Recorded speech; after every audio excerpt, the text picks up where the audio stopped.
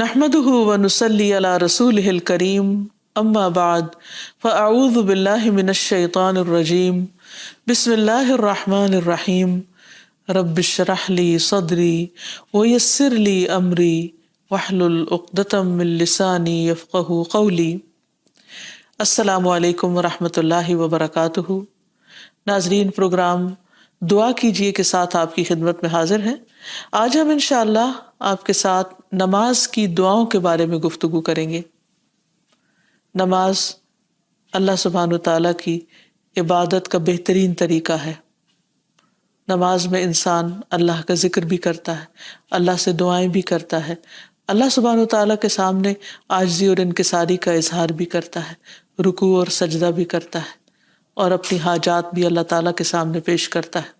حقیقت یہ ہے کہ کائنات کی ساری چیزیں اللہ تعالیٰ کے آگے جھکی ہوئی ہیں، اس لیے انسان کے لیے بھی یہی بہترین ہے کہ وہ بھی اللہ تعالیٰ کے آگے جھک جائے، اور اس لیے بھی جھک جائے کہ نماز ایک فرض عبادت ہے۔ قرآن مجید میں اللہ تعالیٰ فرماتے ہیں، اور انہیں اس کے سوا حکم نہیں دیا گیا کہ وہ اللہ کی عبادت کریں، اس حال میں کہ اس کے لیے دین کو خالص کرنے والے، ایک طرف ہونے والے، اور نماز قائم کریں اور زکوٰۃ دیں، اور یہی مضبوط ملت کا دین ہے۔ یعنی اصل دین یہی ہے کہ انسان کے اندر اخلاص ہو، انسان اپنے دل کو اللہ تعالیٰ کی طرف راغب کرے، اپنے باقی اعضاء کو نماز کی صورت میں اور اپنے مال کو یعنی بدنی اور مالی عبادات اللہ سبحانہ وتعالیٰ ہی کے لیے خالص کر لے۔ پھر اسلام کا دوسرا بڑا رکن ہے نماز۔ اسلام کی بنیاد 5 چیزوں پر ہے، جن میں سب سے پہلے توحید ہے، اور پھر دوسرا ذکر نماز کا آتا ہے۔ نبی صلی اللہ علیہ وسلم نے بار بار اس کی تلقین فرمائی۔ ایک دیہاتی آپ کی خدمت میں حاضر ہوا اور عرض کیا، یا رسول اللہ صلی اللہ علیہ وسلم، اسلام کیا ہے؟ آپ نے فرمایا، دن رات میں 5 نمازیں پڑھنا۔ اس نے پوچھا، کیا ان کے علاوہ بھی مجھ پر کوئی نماز فرض ہے؟ آپ نے فرمایا نہیں۔ تو گویا یہ ایک بیسک منیمم ریکوائرمنٹ ہے کہ ہر انسان اپنے رب کے سامنے، یعنی ہر مومن اپنے رب کے سامنے دن میں 5 بار جھکے اور وقت کی پابندی کے ساتھ حاضری دے۔ پھر اسی طرح اللہ سبحانہ وتعالیٰ دن میں 2 بار فرشتوں سے بندوں کی نمازوں کی رپورٹ لیتے ہیں، خبر لیتے ہیں۔ رسول اللہ صلی اللہ علیہ وسلم نے فرمایا، تمہارے پاس دن اور رات میں فرشتے باری باری آتے ہیں، اور وہ نماز فجر اور نماز عصر میں جمع ہوتے ہیں۔ جو فرشتے رات کو تمہارے پاس رہیں وہ آسمان پر جاتے ہیں، تو ان کا رب ان سے پوچھتا ہے، حالانکہ وہ اپنے بندوں کا حال خوب جانتا ہے، کہ تم نے میرے بندوں کو کس حال میں چھوڑا؟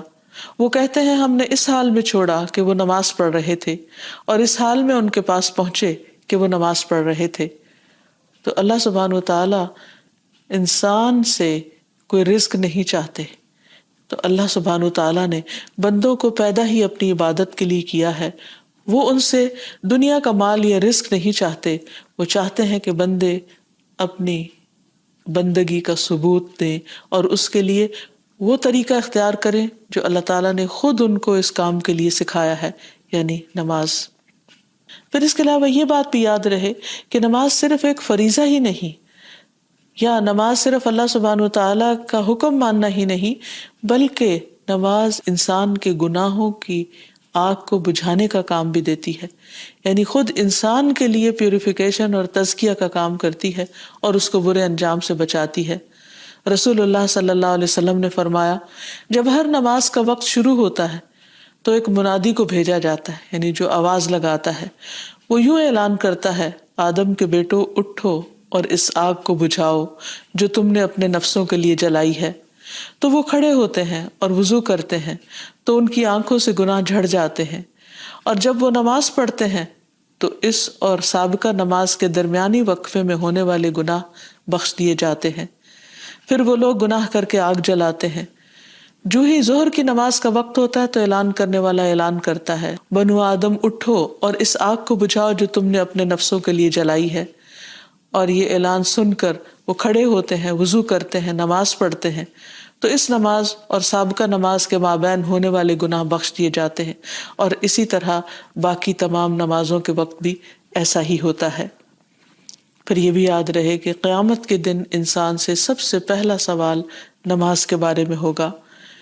حدیث میں آتا ہے کہ اللہ تعالیٰ فرشتوں سے فرمائے گا، حالانکہ وہ خود ہی خوب جاننے والا ہے، کہ میرے بندے کی نماز دیکھو کہ کیا اس نے اس کو پورا کیا ہے یا اس میں کوئی کمی ہے۔ چنانچہ اگر وہ کامل ہوئی تو پوری کی پوری لکھ دی جائے گی، اور اگر اس میں کوئی کمی ہوگی تو اللہ تعالیٰ فرمائے گا، دیکھو کیا میرے بندے کی کچھ نوافل بھی ہیں، یعنی فرض کی کمی نوافل سے پوری کی جائے گی۔ اگر نفل ہوں گے تو اللہ تعالیٰ فرمائے گا، میرے بندے کے فرضوں کو اس کے نفلوں سے پورا کر دو۔ پھر اسی انداز سے دیگر اعمال لیے جائیں گے۔ پھر اسی طرح یہ ہے کہ باقی اعمال کی درستگی کا انحصار بھی نماز کی درستگی پر ہے، کیونکہ نماز میں انسان دراصل اللہ سبحانہ وتعالیٰ کے حضور حاضر ہوتا ہے اور اس بات کا وعدہ کرتا ہے کہ ایاک نعبد، صرف تیری ہی ہم عبادت کرتے ہیں۔ اور پھر اگر نماز کے بعد یعنی سلام پھیرنے کے بعد وہ اللہ تعالیٰ کی باتیں ماننے سے انکار کرتا ہے یا اللہ تعالیٰ کی نافرمانی کرتا ہے تو پھر ایک طرح سے وعدہ خلافی کرتا ہے، اور پھر تھوڑی دیر کے بعد دوبارہ وقت ہو جاتا ہے تو دوبارہ اللہ تعالیٰ کے پاس جاتے ہوئے پھر وہ شرماتا ہے، گھبراتا ہے، اور جب وہ کہتا ہے ایاک نعبد و ایاک نستعین تو گویا اللہ تعالیٰ کو راضی کرتا ہے، لیکن پھر وہ بھول جاتا ہے اور پھر دوبارہ۔ تو اس طرح نماز انسان کو مسلسل گناہوں سے پاک کرتی رہتی ہے، بری عادات سے پاک کرتی رہتی ہے، اللہ تعالیٰ کی عبادت کے قابل بناتی ہے، اور پھر یہ بھی کہ نہ صرف یہ کہ انسان کی دنیاوی حالت کو درست کرتی ہے بلکہ قبر میں بھی اس کے لیے روشنی کا ذریعہ ہوگی، اس کی حفاظت کا ذریعہ ہوگی۔ اور قبر میں بندے کی حسرت کیا ہوگی؟ ابو ہریرہ کہتے ہیں کہ نبی صلی اللہ علیہ وسلم ایک قبر کے پاس سے گزرے اور اسے حال میں ہی دفن کیا گیا تھا، تو آپ نے فرمایا، یہ 2 رکعتیں جو کتنی خفیف ہوتی ہیں اور تم لوگ انہیں حقیر اور زائد سمجھتے ہو، یعنی 2 نفل پڑھتے ہوئے گھبراتے ہو، لیکن وہ 2 رکعتیں اگر یہ صاحب قبر اپنے عمل میں زیادہ کر لیتا تو اس کی نظر میں باقی تمام دنیا سے بھی زیادہ اس کو محبوب ہوتی۔ یعنی اگر وہ یہ نماز پڑھ لیتا تو اس وقت اس کو یہ نماز یعنی 2 رکعتیں جو ہیں ہر چیز سے زیادہ پیاری ہوتی جو اس وقت اس کے پاس ہے۔ یہ بھی یاد رہے کہ نبی صلی اللہ علیہ وسلم کے آخری الفاظ نماز کے بارے میں تھے، اور اسلام میں بچوں کو بھی سب سے پہلے دین کی جو چیز سکھانے کی ضرورت ہے وہ نماز ہی ہے، یعنی عملی زندگی میں۔ چونکہ اس نماز کے بہت سارے فائدے ہیں، اس لیے انسان کو نماز شوق کے ساتھ پڑھنی چاہیے اور اس کو اپنے اوپر بوجھ نہیں سمجھنا چاہیے۔ نماز اللہ سبحانہ وتعالیٰ کی رحمت کا ذریعہ ہے۔ اللہ تعالیٰ فرماتے ہیں وَأَقِيمُوا الصَّلَاةَ وَآتُوا الزَّكَاةَ وَأَطِيعُوا الرَّسُولَ لَعَلَّكُمْ تُرْحَمُونَ، نماز قائم کرو، زکوٰۃ ادا کرو، رسول کی اطاعت کرو تاکہ تم پر رحم کیا جائے۔ نبی صلی اللہ علیہ وسلم نے فرمایا جب تم میں سے کوئی شخص نماز کے لیے کھڑا ہوتا ہے تو اللہ تعالیٰ کی رحمت اس کی طرف متوجہ ہوتی، یعنی وہ رحمت کا مستحق ہو جاتا ہے، اور ایسے بندے سے اللہ سبحانہ و تعالیٰ خوش ہوتے ہیں، کیونکہ ایسے لوگ اللہ تعالیٰ کو راضی کرنے کے لیے دوڑ دھوپ کر رہے ہوتے ہیں۔ فرمایا جو مسلمان مرد نماز اور ذکر کے لیے مسجدوں میں پابندی سے حاضر ہوتا ہے اللہ تعالیٰ اس سے ایسا خوش ہوتے ہیں جس طرح مسافر کے گھر والے اس کے گھر واپس آنے پر خوش ہوتے ہیں۔ یعنی ایک شخص لمبے طویل سفر کے بعد جب گھر لوٹتا ہے تو گھر والوں کی خوشی کا ٹھکانہ نہیں ہوتا، تو اسی طرح جب ایک بندہ اپنے دنیا کے کام کاج چھوڑ کر مسجد میں حاضری دیتا ہے تو اللہ سبحانہ و تعالیٰ بھی اس سے اسی طرح خوش ہوتے ہیں۔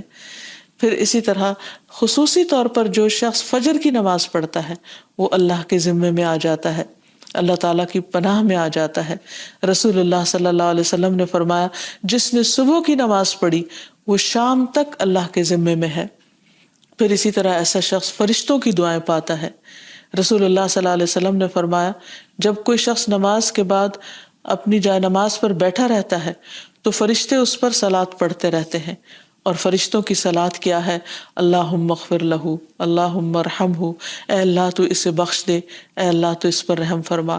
تو اس سے یہ بھی پتہ چلتا ہے کہ نماز کا سلام پھیرتے نہیں اٹھ جانا چاہیے، بلکہ اپنی جگہ پر بیٹھ کر دعا کرنی چاہیے، ذکر کرنا چاہیے، اور خاص طور پر اگر ایک نماز کے بعد دوسری نماز کا انتظار کرنا پڑے تو اس سارے وقت میں، اس سارے عرصے میں ایسا شخص فرشتوں کی دعائیں لیتا رہتا ہے۔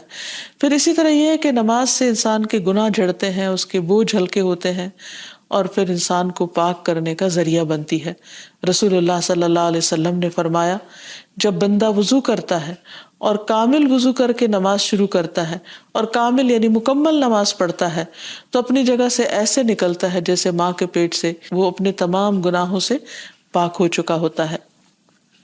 ویسے بھی آپ صلی اللہ علیہ وسلم نے ایک مشہور اگزامپل میں یہ سمجھایا کہ کیا تم میں سے کسی شخص کے دروازے پر اگر نہر ہو اور وہ دن میں 5 مرتبہ اس میں نہائے تو اس کے جسم پر کوئی میل کچیل باقی رہے گا؟ لوگوں نے عرض کیا کہ ہرگز نہیں۔ تو آپ نے فرمایا جو شخص 5 نمازیں پڑھتا ہے تو اس پر بھی کسی قسم کے گناہ باقی نہیں رہتے۔ آپ نے ایک اور جگہ پر یہ بھی فرمایا کہ مسلمان بندہ جب اللہ کی رضا حاصل کرنے کے لیے نماز پڑھتا ہے تو اس کے گناہ اسی طرح جھڑ جاتے ہیں جیسے اس درخت کے یہ پتے جھڑتے ہیں، یعنی جو خزاں کے موسم میں درختوں سے پتے جھڑتے ہیں تو کچھ بھی باقی نہیں رہتا۔ اسی طرح نماز کے ساتھ سارے گناہ ایسے صاف ہوتے ہیں کہ کچھ بھی اس کے اوپر بوجھ باقی نہیں رہتا۔ پھر اسی طرح انسان کی برائیاں دور ہو جاتی ہیں، بری عادات دور ہوتی ہیں، دنیا اور آخرت میں انسان کو نور نصیب ہوتا ہے، کیونکہ نبی صلی اللہ علیہ وسلم نے فرمایا کہ الصلاۃ نور، نماز نور ہے، انسان اس سے راحت اور سکون پاتا ہے۔ نبی صلی اللہ علیہ وسلم جب پریشان ہوتے تو حضرت بلال کو کہتے کہ یا بلال نماز قائم کرو، یعنی اذان دو اور مجھے راحت پہنچاؤ۔ آپ نے اسے اپنی آنکھوں کی ٹھنڈک قرار دیا۔ پھر اسی طرح قرآن مجید سے یہ بھی پتہ چلتا ہے کہ نماز انسان کو برائیوں اور بے حیائیوں سے بھی روکتی ہے۔ اللہ تعالیٰ فرماتے ہیں ان الصلاۃ تنہی عن الفحشاء والمنکر، کہ نماز انسان کو بے حیائی اور برائی سے روکتی ہے۔ وَلَذِكْرُ اللَّهِ اکبر، اور اللہ کا ذکر یقیناً سب سے بڑا ہے۔ وَاللَّهُ يَعْلَمُ مَا تَصْنَعُونَ، اور اللہ خوب جانتا ہے جو تم کرتے ہو، یعنی جو بھی تمہارے اعمال ہیں ان سے خوب واقف ہے۔ پھر اسی طرح یہ ہے کہ انسان سے برے اخلاق اور بری صفات جو ہیں وہ ختم ہوتی چلی جاتی ہیں، کیونکہ اللہ تعالیٰ کا وعدہ ہے کہ جو شخص اپنی نماز میں پابندی کرے گا وہ ان چیزوں سے بچے گا۔ ان الانسان خلق ہلوعا اذا مسہ الشر جزوعا واذا مسہ الخیر منوعا الا المصلین الذین هم علی صلاتهم دائمون۔ بلا شبہ انسان تھڑ دلا بنایا گیا ہے، جب اسے کوئی تکلیف پہنچتی ہے تو گھبرا اٹھتا ہے، جب اسے مال ملتا ہے تو بخیل بن جاتا ہے، سوائے نماز ادا کرنے والوں کے جو اپنی نماز پر ہمیشگی اختیار کرتے ہیں، یعنی ایسے لوگ پھر ان برائیوں سے بچ جاتے ہیں۔ پھر اسی طرح روزمرہ زندگی میں پیش آنے والے جو فتنے ہیں ان کا کفارہ بھی نماز بنتی ہے۔ پھر اسی طرح قیامت کے دن برہان اور نجات کا ذریعہ بنے گی نماز، اور جو شخص نمازیں ضائع نہ کرے اس سے جنت کا وعدہ کیا گیا ہے۔ رسول اللہ صلی اللہ علیہ وسلم نے فرمایا اللہ نے اپنے بندوں پر 5 نمازیں فرض کر دی ہیں، جو شخص انہیں اس طرح ادا کرے کہ ان میں سے کسی چیز کو ضائع نہ کرے اور نہ ان کا حق معمولی سمجھے تو اللہ تعالیٰ کا وعدہ ہے کہ اسے جنت میں داخل کرے گا، اور جو انہیں اس طرح ادا نہ کرے تو اس سے اللہ تعالیٰ کا کوئی وعدہ نہیں، چاہے تو سزا دے چاہے تو معاف کر دے۔ اس لیے نماز کے سلسلے میں یہ بات بھی یاد رہے کہ انسان نماز کو صحیح طریقے پر ادا کرے، یعنی پورے آداب، شرائط اور سنن واجبات کی پابندی کرتے ہوئے۔ اور اگر انسان نماز کی طرف راغب نہیں ہوتا تو اس سے انسان کا بہت بڑا نقصان ہو جاتا ہے۔ اللہ سبحانہ وتعالیٰ قرآن مجید میں فرماتے ہیں وَأَقِيمُوا الصَّلَاةَ وَلَا تَكُونُوا مِنَ الْمُشْرِكِينَ، نماز قائم کرو اور مشرکین میں سے نہ ہو جاؤ۔ یعنی نماز جو ہے وہ انسان کی توحید کی علامت ہے، انسان کے ایمان کی گواہی ہے۔ نبی صلی اللہ علیہ وسلم نے فرمایا انسان اور اس کے کفر اور شرک کے درمیان فرق نماز سے ہوتا ہے، یعنی نماز کا چھوڑنا جو ہے وہ اس فرق کو ختم کر دیتا ہے۔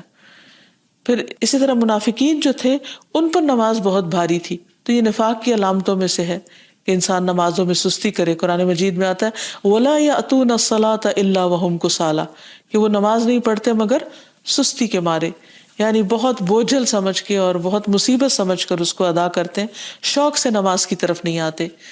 پھر آپ نے یہ بھی فرمایا کہ جس نے نماز ترک کر دی، چھوڑ دی، اس کا کوئی دین نہیں، یعنی یہ دیندار ہونے کی علامت ہے۔ پھر اسی طرح آپ نے فرمایا کہ اس شخص کا کوئی ایمان نہیں جس نے نماز ادا نہیں کی۔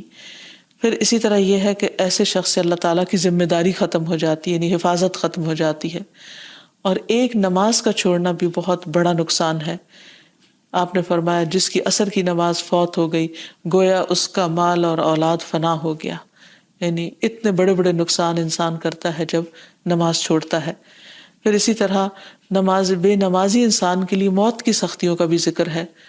فرمایا وَالْتَفَّتِ السَّاقُ بِالسَّاقِ إِلَىٰ رَبِّكَ يَوْمَئِذٍ الْمَسَاقُ فَلَا صَدَّقَ وَلَا صَلَّىٰ وَلَٰكِنْ كَذَّبَ وَتَوَلَّىٰ. اور پنڈلی پنڈلی کے ساتھ لپٹ جائے گی. اس دن تیرے رب ہی کی طرف روانگی ہے. سو اس نے نہ تصدیق کی اور نہ نماز ادا کی لیکن اس نے جھٹلایا اور منہ پھیرا. یعنی یہ موت کے دن کا منظر ہے کہ اس وقت انسان کی حالت کیا ہوگی اگر وہ دنیا میں اللہ کی عبادت نہیں کرتا اور نماز نہیں پڑھتا. اسی طرح نماز سے غافل جو ہے اس کے لیے قبر میں بھی سزا بتائی گئی. سمرہ بن جندب کہتے ہیں کہ خواب بیان کرتے ہوئے نبی صلی اللہ علیہ وسلم نے فرمایا کہ ایک شخص کو دیکھا آپ نے کہ جس کا سر پتھر سے کچلا جا رہا تھا. وہ قرآن کا حافظ تھا مگر وہ قرآن سے غافل ہو گیا تھا اور فرض نماز پڑھے بغیر سو جایا کرتا تھا. یعنی ایون اگر کسی نے قرآن مجید حفظ کر رکھا ہے تو وہ بھی فائدہ نہیں دے گا جب تک کہ انسان نماز کی پابندی نہ کرے.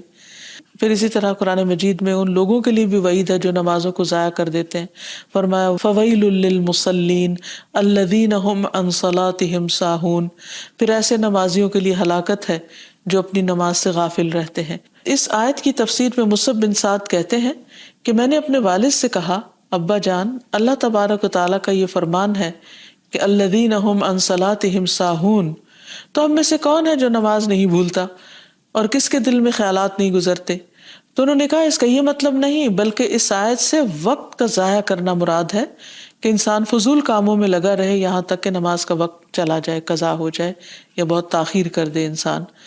اور پھر اہل جہنم سے لوگ اور قیامت کے دن جب اہل جہنم سے یہ پوچھا جائے گا ما سلککم فی سقر، تم نے جہنم میں تمہیں کیا چیز لے گئی؟ قالوا لم نک من المصلین، تو وہ کہیں گے کہ ہم نماز پڑھنے والوں میں سے نہ تھے. ولم نک نطعم المسکین، اور ہم مسکین کو کھانا نہیں کھلاتے تھے. وکنا نخوض مع الخائضین، اور ہم بحثیں کرنے والوں کے ساتھ مل کر بحثیں کیا کرتے تھے. دین کو ہم نے صرف بحث مباحثے کی چیز بنا رکھا تھا، عمل کی نہیں، ایمان کی نہیں. تو اس لیے بہت ضروری ہے کہ انسان نمازوں کی پابندی کرے اور درست طریقے پر ان کو پڑھے. لیکن اگر کسی وجہ سے غفلت ہو رہی ہو یا انسان کا دل نہ چاہتا ہو یا اس کے لیے بوجھل ہو رہی ہو تو انسان اللہ تعالیٰ سے دعا مانگے کہ اللہ تعالیٰ مجھے خشوع و خضوع والی نماز نصیب فرما، کیونکہ اللہ تعالیٰ کا وعدہ ہے قد افلح المؤمنون الذین هم فی صلاتهم خاشعون، یقیناً فلاح پا گئے وہ مومن جو اپنی نمازوں میں خشوع اختیار کرتے ہیں. اور پھر یہ دعا بھی پڑھتا رہے رب اجعلنی مقیم الصلاۃ ومن ذریتی ربنا وتقبل دعا، اے میرے رب مجھے بھی اور میری اولاد کو بھی نماز قائم رکھنے والا بنا، اے پروردگار میری یہ دعا قبول فرما لے. پھر اسی طرح یہ ہے کہ انسان فرض نماز کے بعد خصوصی طور پر دعا کرے کیونکہ وہ دعا کی قبولیت کا وقت ہوتا ہے. پھر ہر نماز کے بعد تسبیحات فاطمہ پڑھے، 33 بار سبحان اللہ، 33 بار الحمدللہ اور 34 بار اللہ اکبر. پھر معوذات یعنی سورۃ الاخلاص، سورۃ الفلق، سورۃ الناس پڑھے. پھر آیت الکرسی پڑھے. پھر نبی صلی اللہ علیہ وسلم کی سکھائی ہوئی دعائیں اللہم انت السلام ومنک السلام تبارکت یا ذا الجلال والاکرام، اے اللہ تو سراپا سلامتی ہے، تجھی سے سلامتی حاصل ہوتی ہے، تو بڑی برکتوں والا ہے اے جلال اور اکرام والے. پھر اس کے بعد رب اعنی علی ذکرک و شکرک و حسن عبادتک، اے میرے رب اپنا ذکر کرنے، شکر کرنے اور بہترین انداز میں اپنی عبادت کرنے میں میری مدد فرما. پھر اللہم اغفر لی ما قدمت وما اخرت وما اسررت وما اعلنت وما اسرفت وما انت اعلم به منی انت المقدم وانت المؤخر لا الہ الا انت.